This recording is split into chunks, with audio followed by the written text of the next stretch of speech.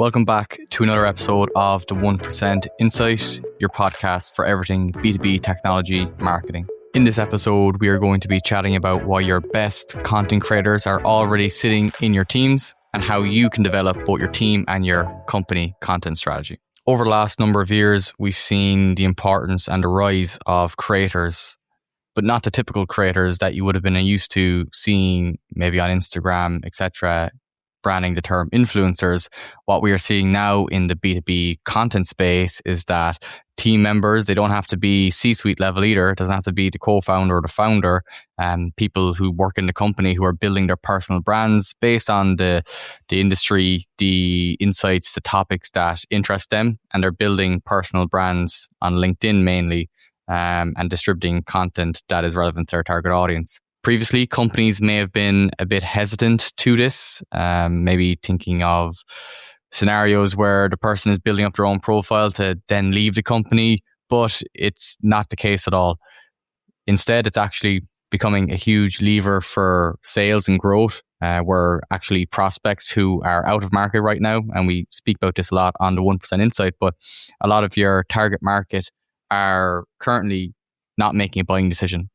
They're currently maybe in with another vendor, they're in agreement, but they are forming opinions every day. A core part of this independent research and opinion forming stage is happening on social channels. Your prospects use LinkedIn as an example on a daily basis. There's been a growing trend of not just company-based content and not just founder-based content now, it's team-level content, which is a really interesting strategy, but something that hasn't really been done at large scale in B2B marketing. So this poses an opportunity and a challenge for B2B technology marketing teams to start utilizing your team members, their insights, their personal brands on LinkedIn, along with your company brand account, to start creating this content ecosystem essentially, where everyone is generating fantastic piece of content, fantastic insights. They're connecting with prospects that might not be following the brand page and vice versa. And it creates a really positive net effect for the company. Another point on this is that if you reflect back on your brand account and if you're running through the analytics on a monthly basis and you're looking at the performance on LinkedIn, for example, we'll keep running with the LinkedIn example. And then you compare it to maybe the founder-led content that is also kind of running in parallel with this on a monthly basis. You'll notice that usually the personal pages, especially on LinkedIn, will receive higher levels of engagement and still engage with highly relevant prospects and highly relevant people if you are going after that in terms of that's a part of your strategy in terms of having your team members or founders or C-suite level executives to be connecting with potential prospects who could be interested in your service in the future or product. Then you'll see that gap there where essentially personal pages are getting a lot of reach in comparison to brand accounts. So both play a role. This isn't a message to say ditch the brand account and just go all in on team level content. And it's not saying ditch the team level content, don't give it a chance and go all in on the brand account. It's about how both of them work together, and it's going to be essential for winning new business and building that trust and mental availability with prospects over time as they are making buying decisions. The first question you're probably asking is, why should we go ahead with running a team level content strategy? The reason for that is that your team is sitting on fantastic insights. Now, I'm not saying go and share, company level insights and trade secrets with, around your product, etc. But your team members have different experiences, different expertise that they can bring into content that will set your company up far above the rest. Another point, like we mentioned earlier, is that personal LinkedIn pages are gathering fantastic engagement in comparison to brand accounts. Not for every post, but really human-led content. People trust people more than they trust logos. That probably will never change. If you look at any of the probably top-level examples, you'll see a fairly similar trend where people are connecting the people who behind the company rather than the company. Both play a role, but if you're looking to maximize your content marketing efforts, this is a channel that is often overlooked and is one channel that really you should be looking at targeting going into 2026 and beyond. And an objection you might get is basically, if you're listening to this, chances are you're on the B2B technology marketing team, the content marketing team at your company. And usually it falls on you to develop this content and run the content system. And you're usually the one, in the content. But it is worth expanding that, trying to get buy-in from other departments, whether that be the engineering team, the finance team, different people, operations. Different people will have fantastic insights that they don't necessarily share. They didn't position themselves, or they don't think in themselves as someone that can post on LinkedIn. But later on in this episode, we'll chat through how we can actually make it easy for us to capture those insights, where it doesn't feel like a stress on them as such. And then also how you can help them utilize the content in an easy manner and make it kind of frictionless, because that is going to be the main roadblock and bottleneck you'll probably run into, is trying to get buy-in day one. And then the consistency of having that content is another issue. Yes, someone could post once or twice. It's more about how can we build a system that allows your team to post consistently over time. Moving on to how we can actually create this content. So I'll run through a very simple framework on how you can actually implement this today, or at least pitch it to your team or management to say, listen, we should start utilizing personal brands and our team members on LinkedIn. So as you're listening to this, it's a podcast that we started. We do it for many other brands as well. The one thing we found has been exceptionally important in that is that getting people onto a call, perhaps if you're working remotely or you've team members scattered across the country or continents, then it's really important to make it easy for people to join on. So for example, joining on in a web-based browser in one of the many tools that you can use for recording video podcasts. Obviously, the icing on the cake is if you can get the mic set up, you can get the camera set up, a bit of staging, etc. Of course, that's icing on the cake, but the main thing is actually just to start and to press record. Obviously, once you have a premise for the show and that it's providing value to your audience, I would say getting the content is more important than the icing on the cake stuff. You should definitely keep that in mind, but getting started, I think you should definitely just focus on trying to get something that is consistent and provides value, and you can always upgrade the quality. But if there's nothing to upgrade, then there's nothing to kind of work off. So with that, whether that be in a podcast based format, or you don't want to set up a podcast, you don't have the time for it, you want to just actually record the insights, I would get people on, your team on, to basically, first of all, address what problems are we solving for our ICP, and then from then take their specific insights. So if you're bringing someone on from the finance team, or if you're bringing someone on for the operations team or the engineering team, utilize their specific insights and how that can help solve problems that your ICP face. And that's how I'd frame it. I'd use it as a conversation. So maybe somebody on the marketing team can become the interviewer in this scenario, where you're chatting through different scenarios, you're pressing record, essentially. So if it's online on a browser-based podcast recording system, basically you can optimize to record for video and audio. That's a really important point. Get the video and audio, not just audio.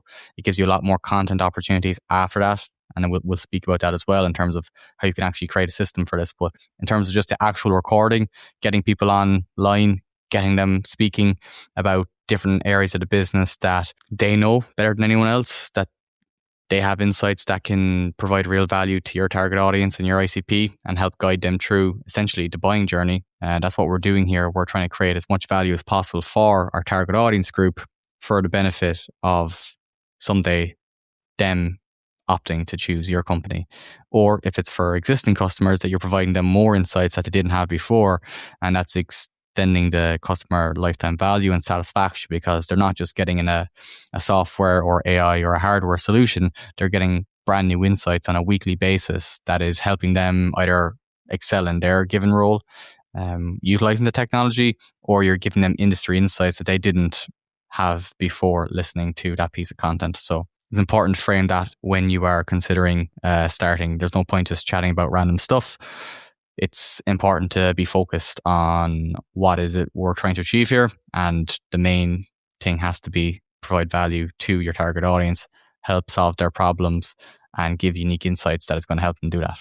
So frame it like that, just like a conversation where you're asking questions that's relating to your ICP, and just get the person to kind of chat through it essentially. So let them chat about their insights, their expertise, experiences that they've had, and kind of walk through that. And obviously that's all being recorded.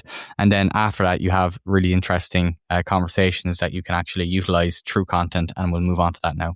Once the recording is done and you have a bank of content that you can start utilizing, it's important to kind of pick your internal champions. So there's going to be some people that are more open to this than others. There's no point trying to ask someone to do this if they're not going to enjoy it, if they feel uncomfortable doing it. And I wouldn't take that approach when, asking people up front and just let them know what's involved so that they can kind of make a decision for themselves, not be kind of forced to start creating content when they don't necessarily want to, or that's not their personality. But if there is someone or many people, if you're fortunate enough, that will be open to speaking about it and open to building their LinkedIn personal brand, those are the people that you want to communicate with. So I would set up a channel in whatever communication group that you have or that you use at your company, create a space for all of you where essentially this is going to be your content kind of group as such. And after doing the recordings with those people, I would set up a calendar. You can use any kind of system that you want, really. We've used Notion in the past and we use it for content calendars. For clients, it works quite well. It's intuitive, it's easy to use, and that's what we want, really. We just want something that's going to be able to map out that person's content. So you'll be able to see different content tiles across the week, over the course of months, where basically the marketing team can start creating content. So taking the existing either a podcast or just for the purpose of this, creating content, you can edit it then into video formats and text-based content based on the transcripts. You have a couple of different format options for that. And from there, then we're developing that unique pieces of content. So you're kind of branching off from the core piece of content and your team is creating bite-sized bits of content from that episode or from that long form piece of content. I would suggest if you are going down this route, it is worth rolling into, your podcast with it, because if you're creating content with your team, you're creating content with guests, you're talking to industry leaders, you have co-hosts and you chat through it as well. It adds a really nice dynamic to it. And also the long form content is really important for that kind of trust building over time. But if a podcast isn't something you've started or you're just looking to get this up and running now, for the purpose of this, just use the call recording as your content piece and build out the content from there. So you'll just be mainly going for short form content as a result of that, because long form won't be living anywhere as such. It's just used for the purpose of gathering the social content that will fuel your team's content strategy going forward. I would set up a calendar for each person. I would, depending on the posting frequency, I would then add the content and the caption for them, so that basically they'll be able to access all of their content. It's they don't have to go editing the content. Your marketing team is going to do that.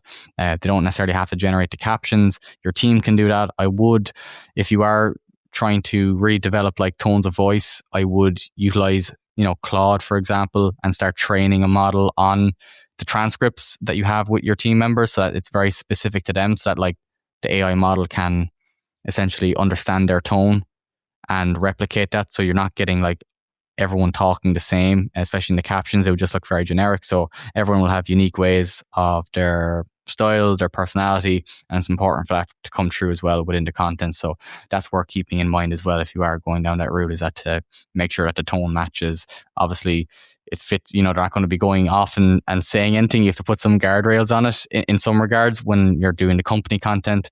They can't just probably start chatting about anything and everything. There probably has to be some guardrails to keep it on brand, so that you kind of control some level of it while still allowing them, if they want to, create their own captions, use the content in any manner they do. But really, you're kind of facilitating it, making it easy for them to post it and to build their brand. And that's what I would do in terms of content. Set it out in Notion or any other project management that you have, that you'll be able to easily visualize the content, and that they'll be able to download the video, download the caption, and then they'll know, okay, Tuesday, Wednesday, Thursday, I need to be doing this. You could go a step forward and like add them to your social media scheduler, so you connect the person's account and you do it on their behalf, but they have a chance to review and approve. So basically they can make edits to the video, they can make edits to the caption to make it sound more like them, but then you're posting on behalf of them. So that's like another extra step, but usually just getting them the content that's ready made and suits their tone of voice is a good way to get them going, and it keeps them consistent. So to summarize, what we're speaking about today on the 1% Insight is basically the importance of actually having both a team-led content strategy and a company brand account strategy. Personal brands are becoming a really utilized channel for B2B teams in 2026, and it's a growing trend. You'll see more of it. You'll see more personal accounts, personal brands developing in different niches and different industries. So it's important that your team gets on there and starts sharing their unique insights, basically to help increase the odds of a prospect landing on your company, landing on your team members' content, and getting real value from it, which many of those prospects aren't in market right now. The whole purpose of that is that they're forming opinions right now. We want your company to be placed high up on their shortlist when they do eventually get into a buying decision process, that from your team's content, from your brand's content, and other channels, of course, that they opt to choose your company to go with. And we spoke about how you can make it easy for your team members to record the content. The marketing team is taking on the heavy workload, and you're kind of facilitating to make it as easy as possible for the team to post the content by creating content based on the long form that you record, and then ensuring that the consistency of this, and it keeps on brand and their own personal brand, is that you're providing them a content calendar with the content, with the videos, with the captions that is in their tone of voice, in their personality, in their style, and then you're giving them the chance to review and approve the content, so that if there's any feedback to be made, you can alter it and make it more on brand for them. Then there's other elements of it in terms of making sure the profile is optimized in terms of professional headshot. You're going to be looking at the title, you're going to be looking at the cover photo, their bio, etc. That's a whole other episode that maybe we can get into further down the line on the 1% Insight. So I hope this episode was of value, and if it's brought any other ideas for your B2B technology marketing team, make sure to comment on this episode or wherever you're seeing this, whether it be on social or Spotify or Apple Podcasts or YouTube, and share what's been working with you and your team. And if you have any other questions, feel free to let us know. We'll catch you on the next episode of the 1% Insight.